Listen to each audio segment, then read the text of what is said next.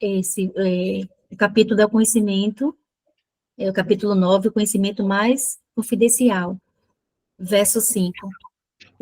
E mesmo assim, os elementos criados não repousam em mim. Observe minha opulência mística. Embora eu seja o mantenedor de todas as entidades vivas, embora esteja em toda parte, não faço parte desta manifestação cósmica, pois meu eu é a própria fonte da criação. Verso 6. Compreendo que, assim como o vento poderoso que sopra em toda parte, sempre permanece no céu, todos os seres repousam em mim. Muito bem.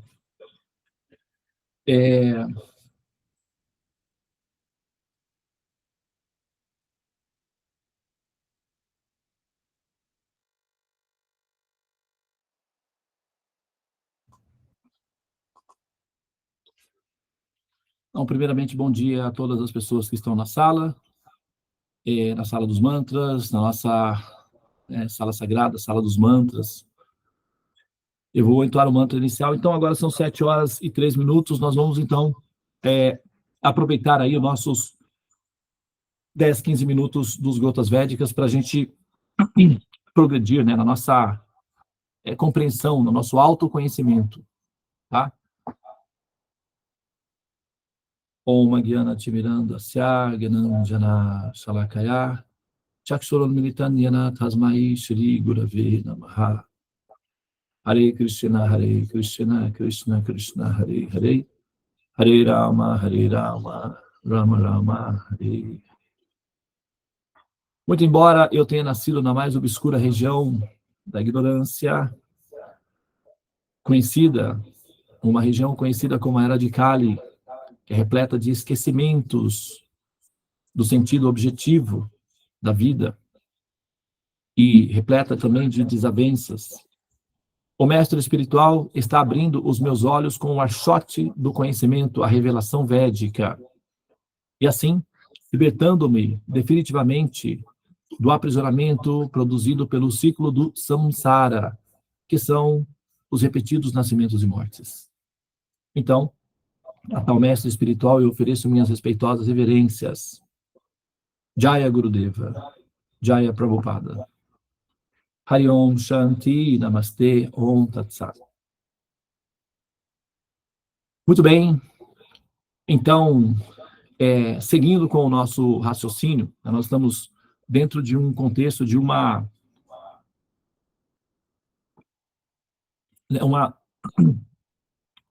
razão de entendimento para justificar as nossas ações. Tá?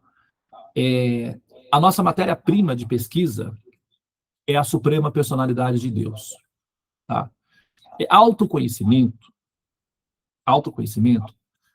tem 3 níveis de autoconhecimento. Tá? O nível Kanishta, o nível Madhyama e o nível Uttama, que são iniciantes, intermediários e veteranos profissionais. Os iniciantes, que são chamados canistas, também são chamados neófitos. Então, para essas pessoas, autoconhecimento significa entender qual tendência profissional, qual tendência psicológica, quais reações emocionais, a pessoa tem que tipo de parceiro ou parceira ela literalmente gosta, quais são os dons que ela individualmente tem enquanto personagem local. Esse autoconhecimento, ele é um autoconhecimento inicial, chamado Kanishta. Tem a ver com o personagem que o ser vive. Então, ele é localizado. Só que como o jogador já teve muitos personagens anteriores, então isso não se refere a autoconhecimento propriamente dito, porque exclui um fator importante, o histórico prévio de muitos outros personagens já vividos. Tá? Então, como ele é um autoconhecimento limitado ao personagem local, então ele não produz autoconhecimento propriamente dito. Ele só diz respeito ao conhecimento do seu personagem. Isso também é autoconhecimento, mas não inclui o eu propriamente dito, que é o ator que vive o personagem, tá? O madhyama é aquele que desconfia que ele está vivendo um personagem.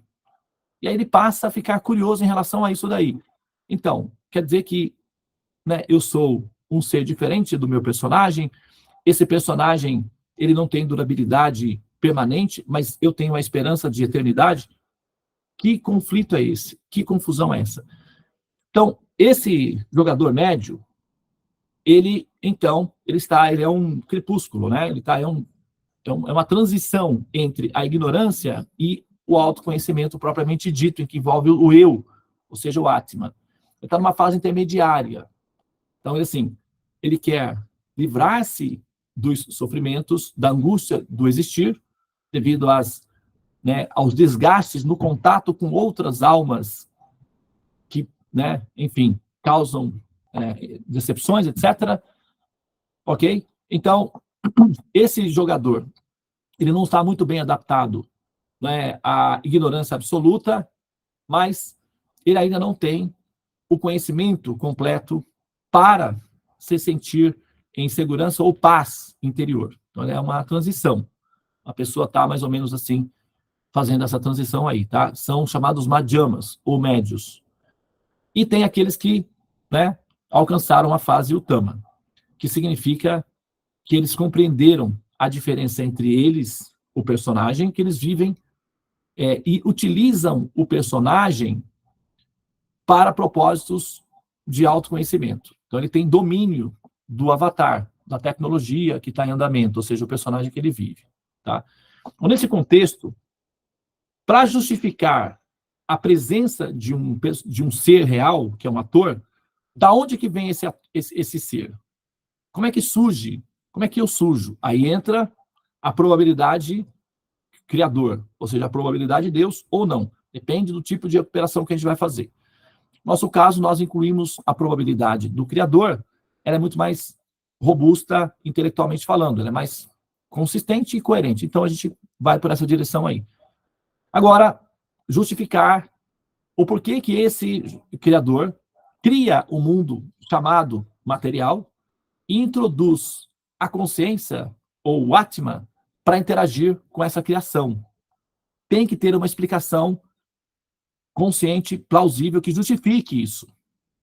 Senão, a proposta de amar esse ser criador é inviável. Principalmente quando nós vemos o sofrimento do mundo, as dores, as dificuldades pelas quais a humanidade passa. Então, diante da dor, né, diante do mal, vamos dizer assim, entre aspas, qual é o envolvimento, qual é a relação com Deus? Né? Se Deus é bom, e é amoroso, e é poderoso, então por que que o mal se apresenta em nossas vidas? Então aí a gente está nesse ponto aí. Né? A pessoa aqui, analisada, é a pessoa suprema, que se apresenta sob a forma de Krishna. Essa pessoa vai dizer publicamente, eu sou a suprema pessoa, eu sou o criador dos mundos, materiais, espirituais, tudo emana de mim. E aqueles que conhecem isso plenamente se ocupam em amor devocional a mim. Tá? Muito bem.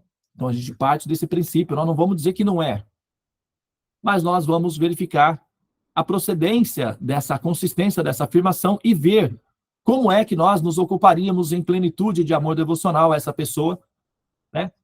Diante de tantas idiosincrasias em relação a um princípio de amor e potência e uma existência decadente com sofrimentos. Tá? Então, nessa fala, então ele diz que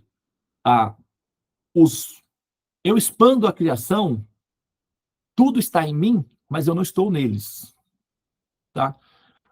E na hora em que nós olhamos para o mundo e vemos como o mundo anda, como ele funciona, como é que a vida se dá, pelo menos no nível em que nós estamos, que é nas formas humanas. Nas formas alternativas, que são chamadas as formas devas, ou o que a gente entende como formas superiores, ou até mesmo, na escala de Kardashev, civilização superior, então nós estamos lidando com uma situação instável, que gera sofrimentos para aqueles que estão na fase em que nós estamos, que é a fase humana. Tá? Então a gente está lidando com essa realidade. Não tem como considerar a possibilidade de uma situação perfeita, já que nós estamos numa situação relativamente imperfeita em que nós sofremos a dissolução dos nossos corpos e, eventualmente, as dificuldades das dores da manutenção desse corpo em si, que dá problemas, dá doenças, dá falhas, etc. Então, quando a gente analisa quando a gente olha que certas relações com a convivência desse mundo, com a observação dele, demonstram que, aparentemente, parece que realmente não existe, pelo menos em alguns casos, uma interação direta da pessoa Deus dentro do nosso contexto de observação. Aparentemente, tá? Não estou afirmando isso por enquanto, não estou fazendo essa afirmação. E aí eu dei os exemplos, né, anteriores, de que Auschwitz, o Holocausto, terremotos, incêndios devastadores que, sabe, atingem pessoas como crianças, né? Então, as doenças que atingem as crianças, né, que nos causam tantas tristezas no coração. Quer dizer, qual é a interação de Deus nesse contexto? Né? Se nós aqui, vamos pegar nós aqui da Sala dos Mantras, né, nós estamos preocupados, nós temos a Torre dos Mantras já já. Nós estamos nos oferecendo para cuidar das pessoas, para materná-las. Qual é o nosso desejo? Qualquer pessoa que entrar em contato conosco, nós, assim, se pudéssemos, solucionaríamos os problemas delas imediatamente. E se entrasse uma criança, por exemplo, com um problema de uma leucemia avançada e uma mãe desesperada pedindo ajuda para nós, qual seria, vocês como mães, qual seria o primeiro ímpeto do seu coração? Se você pudesse, se você tivesse o poder de fazê-lo, o que você faria com essa criança? Qual seria a sua atitude em relação a ela? Seja sincero, seja sincera. Você curaria imediatamente. É ou não é? Então, agora, se nós temos esse sentimento de compaixão em nosso coração, se nós temos esse desejo em nosso coração, se nós temos essa intenção, essa compreensão em nosso coração, como nós mencionamos anteriormente, das duas, uma. Ou nós somos seres superiores a Deus em relação à sensibilidade compassiva, né? Ou há um evento que está aparentemente fora do nosso alcance de compreensão. E isso também poderia incluir a possibilidade de que esse ser Deus não existisse, de fato, porque diante de uma neutralidade em relação a essa criança, porque às vezes a gente vê que crianças, apesar de todas as orações, de todo o esforço coletivo dos parentes, familiares e amigos para curar uma criança, ela vai a óbito, apesar de todo o esforço. Ou uma pessoa querida, e tal, etc. Tá? Então, isso indica o quê? Uma neutralidade de Deus em relação àquela criança, que não é a nossa neutralidade, porque nós estamos emocionalmente envolvidos e queremos muito que essa criança, que é o objeto da nossa compaixão, se cure e seja uma criança feliz, saudável, produtiva, etc., e tenha uma vida plena. É o que nós desejamos. Enquanto pessoas amorosas, enquanto mães, nós amamos todas as crianças. Então, queremos que elas fiquem bem. Mas a nossa impotência diante de um grande problema faz com que nós fiquemos resilientes. Nós nos recolhemos e admitamos a nossa impotência, a nossa fraqueza, e ficamos tristes por não poder ser capazes de resolver um problema que nos afetou emocionalmente. Mas esse não seria um problema para Deus. tecnicamente falando. Por quê? Ele teria o mesmo sentimento de compaixão que nós, ele teria a mesma compreensão que nós, ele teria pelo menos a mesma intenção que nós, mas permaneceu neutro porque a criança veio a óbito. Então, essa neutralidade de Deus nos chamaria a atenção como pessoas que estamos nos aproximando dele para aprender a amá-lo. E essa neutralidade diante dos sofrimentos é algo que normalmente não encanta uma pessoa para o amor, como foi dado o exemplo anteriormente de que se, vamos, na metáfora, duas situações hipotéticas, um jovem, ou uma pessoa que seja, está próximo de uma pessoa idosa, ao atravessar a rua, negligencia essa pessoa e simplesmente passa e deixa essa pessoa para trás, e nós vemos essa cena, isso não é algo que nós apreciamos. A neutralidade em relação ao sofrimento de outros não é algo que nós apreciamos. Agora, se esse jovem, essa pessoa, dá atenção a essa pessoa idosa, ou uma criança que seja, para atravessar a rua com cuidado, com amor, isso nos encanta o coração. Então, o que atrai o nosso coração? O que inspira o nosso amor? Atitudes proativas em relação à dificuldade dos demais, a benevolência, a piedade, a capacidade de estar presente em situações em que os demais precisem. É isso que faz com que nós amemos as pessoas. É por isso que nós gostamos de estar com pessoas que tenham empatia. É por isso que nós gostamos de conviver com o vizinho que, ao colocar o lixo dele no local onde coloca o lixo coletivo, quando tem algum lixinho mais próximo, ela também recolhe esse lixinho e deixa o lugar limpinho. Nós apreciamos uma vizinha que não suja a nossa calçada. Nós apreciamos o vizinho que, quando sai para passear com o cachorrinho, quando ele faz cocôzinho, já leva uma pazinha, recolhe o cocôzinho e coloca no saquinho para não incomodar o vizinho. Nós gostamos dessa pessoa, nós amamos a atitude dessa pessoa, nós amamos atitudes, não neutralidades.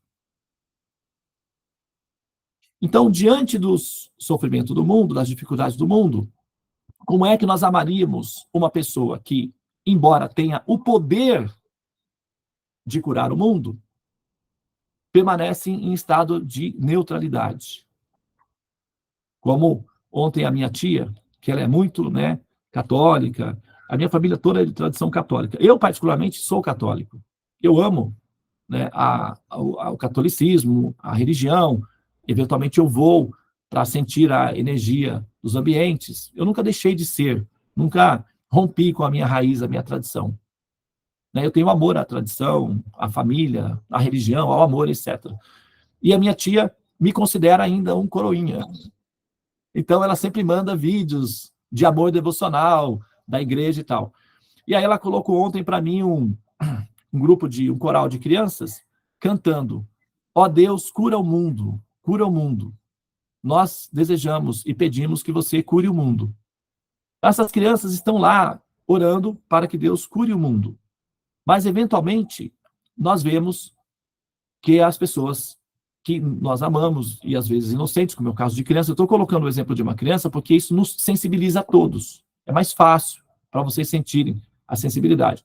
Então, acontece que não acontece esse processo, de interação. Ocorre uma neutralidade. Então, essa neutralidade, nós podemos até fazer de conta que não vemos, por uma questão de relacionamento, de diplomacia, de boa vizinhança. Mas lá dentro do nosso coração, lá no inconsciente, não é assim que funciona. No inconsciente, as cartas são colocadas na mesa abertamente, não há subterfúgios. E ali no inconsciente, essa ideia da neutralidade não passa. Por isso, o amor a Deus não acontece literalmente. Nós não sentimos saudades de Deus, nós não sentimos carinho, ternura por Ele, amor, acolhimento, nós não sentimos isso. Normalmente, o que nós fazemos, vamos a Ele pedir misericórdia, pedir piedade, pedir compaixão. É o que nós fazemos. Porque é essa a nossa percepção de Deus. Então, é isso que nós fazemos, porque o assunto não está resolvido nos bastidores. Então, O que nós temos por Deus? Temor, respeito, medo. E, diante de uma pessoa poderosa, nós vamos implorar ou, né, assim, a suplicar a compaixão para que, como eles dizem, né, não pese a sua mão sobre mim. Então, essa nossa relação de entendimento de Deus faz com que nós tenhamos temor, respeito, que é um tipo de pavor velado, e, literalmente, né, assim, medo, realmente. Tá? Então, esses sentimentos são os sentimentos mais comuns nas religiões, que é o sentimento de respeito, pavor, né, que seria medo, ou, no máximo, né, um distanciamento diplomático. Isso se dá em função da nossa experiência orgânica em relação à vida e em relação ao conceito Deus, que envolve um ser inteligente, amoroso, piedoso, compassivo e poderoso. Um ser inteligente, piedoso, amoroso, compassivo e piedoso. A nossa experiência, crianças que sofrem com doenças terminais muito tristes, que fazem toda a família sofrer e que nós não temos conhecimento integral de todas essas crianças. A gente, às vezes, fica sabendo de uma e isso já nos internece muito. Imagina se nós fôssemos médicas em um hospital, que tivéssemos convivência com essas crianças. Como é que nós ficaríamos? Como é que nós viveríamos? E a nossa relação com Deus diante desse fato. Então, essa idiosincrasia, ela está no nosso coração. Tá? Talvez vocês não tivessem ainda elaborado claramente o quadro aqui, mas lá no coração, o quadro já foi muito bem elaborado, você pode ter certeza. Já foi muito bem elaborado, já foi muito bem discutido e está travado. Tipo, não passa, não rola, não bate, a conta não fecha. Então, não vamos adiante. E não há amor. O que dá para fazer, então? Vamos rezar, sabe? Ter medo, vamos se comportar direito aí, porque tem alguma coisa muito estranha acontecendo. Nós não sabemos o quê, mas não está legal. A conta não bate. Então, vamos fazer de conta que tem compaixão, tem amor e tal, vamos adiante, mas a conta não fecha. Então, agora que a gente já tem claramente diante de nós a problemática em si, então agora nós vamos, a partir de amanhã, hoje foi uma revisão para enfatizar o raciocínio. Porque o raciocínio, ele não é assim facilmente absorvido. Tá? Não é assim que você ouve uma vez e já entendeu. Não é. É sério, gente. Eu sou pesquisador desses temas há 35 anos. Eu tenho alguma experiência nesse assunto. E ouvir uma única vez não é o suficiente. Tá? Então, para uma informação ficar mais ou menos visível diante de você, 2 vezes é o mínimo. 3 vezes deixaria você consciente do tema. Então, eu fiz uma série de repetições aí, parece uma redundância, mas não é. É uma técnica necessária para que o conhecimento fique visual. Tá? Então, nós passamos aí umas 3 gotas védicas falando sobre o problema em si. Não apresentamos a solução. Agora, a partir do próximo Gotas Védicas, nós vamos, então, retomar o que seria uma explicação védica. Qual é a explicação védica para justificar esse tema aí? Nós estamos abrindo as nossas salas a partir de abril para estudantes que querem aprender bem esse conhecimento para poder ensinar os seus próprios filhos, amigos, pessoas próximas sobre a questão e liberar o coração dessas pessoas para que elas possam literalmente sentir ternura e amor a Deus e não libertá-las do medo e da ignorância. Então, as salas vão ser abertas a partir de abril. A gente vai explicar para vocês quais são os protocolos para receber os alunos, tá? Então, essa explicação que eu vou dar é uma pequena sinopse da pesquisa inteira do tratado. Então, aqueles que quiserem conhecer mais detalhadamente as justificativas védicas ou a explicação védica para essa questão, então, o curso vai ser aberto. Eu vou dar uma explicação sintetizada aqui nos Gotas Védicas, porque não tem a intenção de deixar a equação visualizada, mas vai deixar a equação fechada, pelo menos na primeira instância, para que você tenha paz no coração diante desse grande problema, que é a questão do sofrimento e do mal, né? Porque o mal existe diante de um Deus bondoso e onipotente. Tá bem? Como é que a gente resolve esse problema aí do ponto de vista védico? Tá? E o verso, vou ler o verso só para a gente finalizar hoje aqui, tá? A minha fala. Olha o que os 2 versos vão dizer, né? E mesmo assim, os elementos criados não repousam em mim. Né? Observe a minha opulência mística. Observe. Embora eu seja o mantenedor de todas as entidades vivas, e embora eu esteja em toda parte, não faço parte dessa manifestação cósmica, pois meu eu, né, ou eu propriamente dito, sou a própria fonte da criação e me mantenho à parte dela. Compreenda que, assim como o vento poderoso que sopra em toda parte sempre permanece no céu, todos os seres criados repousam em mim, mas eu não estou neles. Tá? Então, é isso que a gente vai contextualizar, então, nos próximos Gotas Védicas, para dar uma introdução, né, ao conhecimento que nós estamos elaborando, né, que é o Tratado do Teorema dos Sonhos, para que vocês tenham acesso a essa informação do ponto de vista védico. Tá bem? Muito bem. Então, obrigado pela atenção de vocês hoje. Namastê. Hare Krishna, Krishna Krishna, Hare Hare. Hare Rama, Rama Rama, Hare Hare. Ó energia suprema, amor divina, ó Mahamanta, libertador do ser, desperta-me, eleva-me, envolve-me, protege-me.